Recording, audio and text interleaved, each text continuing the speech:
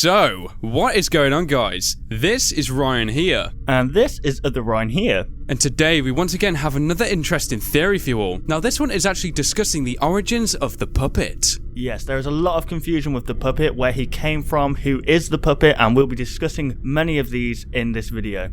So before we actually carry on with this video, I just want to take a quick detour and say that me and other Ryan have our own separate gaming channels. Now we haven't actually done an announcement like this in a while, so we've had quite a lot of new people come over, so we just wanted to let you guys know that, and yeah, we're going to get straight back with the topic. So we're going to start back at the Five Nights at Freddy's 2 establishment. Now that was actually when we all first became aware of the puppet. Yeah, and this was very confusing to many people. It was like we were missing something in Five Nights at Freddy's 1. It's all of a sudden this character has been introduced, and it's like they give it the impression that it's been there for a while and we should know about the presence of this puppet. It's very confusing. Yeah, I was going to say, like, we have absolutely no acknowledgement of this puppet, I suppose in a direct form in Five Nights at Freddy's 1, but there is a couple of little Easter eggs you can experience where you'll see drawings on the wall of what looks to be a crying child, isn't there? Yes, there is, yeah. So, we first actually became aware of the puppets in Five Nights at Freddy's 2, and we all actually know that to be a prequel, meaning it was before the Five Nights at Freddy's 1 establishment. Yeah, and there was a lot of confusion, as I've said before, because the phone guy introduces this puppet as if we should already know of his presence. Yeah, or at least it actually hints towards him knowing of its presence. He actually quotes, "I'll be honest, I never liked that puppet thing.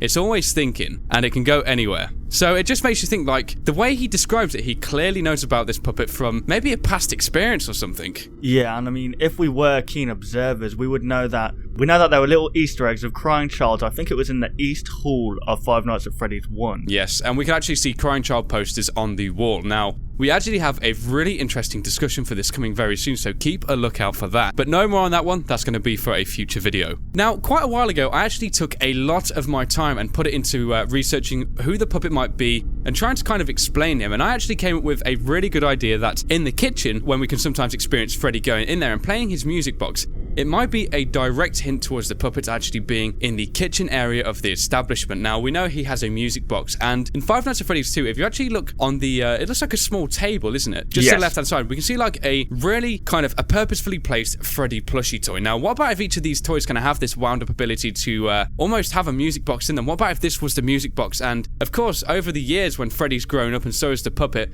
perhaps the Freddy was fitted with the music box to go in the kitchen and keep him at bay automatically, because obviously there's a 7-year difference between the two. So Freddy would have become more mechanically advanced and been able to have actually, well, they would have been able to shift the, rather than the night guard having to constantly wind the music box up, possibly install it into one of the animatronics so it's done by default. Yeah, I agree, yeah. So now moving on to the overall Marionette design, what's really interesting is that when he is actually in the gift room, and more particularly in the gift box, he has some kind of wiring coming from his head, doesn't he? Yes, he does. Yeah, and what actually made me think here is that his overall design is so unique and it's very old-fashioned. I mean, he's branded the nickname Marionette because that's exactly what he is. He is controlled by a marionettist, note the string design. So did the puppet possibly originate from the first ever diner? Yeah, I mean, this could mean that there was one before Fredbear's Diner, because in the Fredbear's Diner we control, obviously, the Springtrap and the Golden Freddy. Obviously they were controlled by humans. Yes. But obviously before this, I mean, it makes a lot of sense that this puppet may have been from, maybe not even Fredbear's Diner, maybe it was just left over from what was originally there, because back in the old days, I believe that these puppets were a very popular toy among children. Yeah, very, yeah. So yeah, that kind of appends quite a lot on the idea that this puppet originated from a very early diner. And I mean, his overall build, he doesn't seem to have any kind of animatronic parts to him, so for all we know, he could be stuffed with some kind of cotton or something, and he could be very easily manipulative if the marionette strings are actually manipulated with. Yeah, and I mean, this backs up the theory of the paranormal activity, because obviously when the puppet is unleashed from the box, it doesn't have strings on it anymore, so that must mean it's controlled by some kind of entity. Yeah, most importantly, when he actually jump scares you, he has the white eyes as well, doesn't he? Yes, he does. So that alone, yeah, definitely hints towards a paranormal element actually controlling the puppet.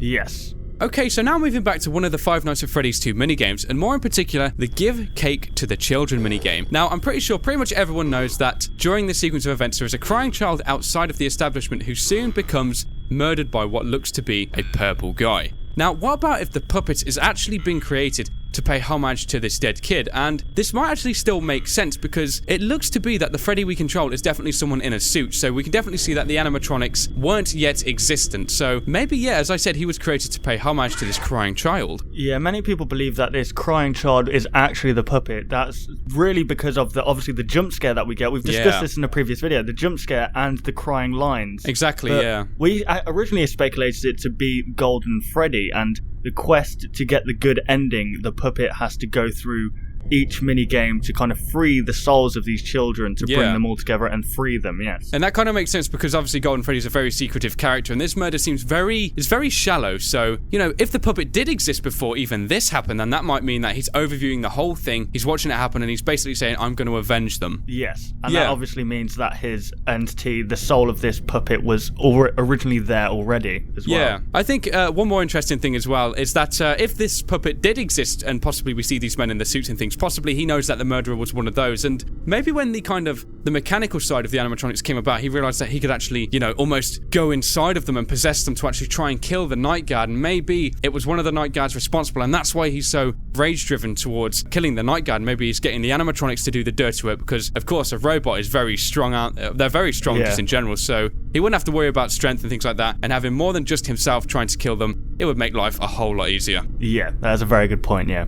So, okay then guys, that is another interesting topic for you all to think about. Hopefully you did, of course, enjoy the video. If you're new around here, be sure to subscribe to keep up to date with more content like this, and also gaming videos, and also don't forget to like the video. So yeah, thank you very much for watching the video guys, and we will of course see you on the next one. Goodbye guys. Want to see even more content from us? Consider liking and subscribing to ensure you'll see all content in the foreseeable future. And hey, why not check out our past 2 videos?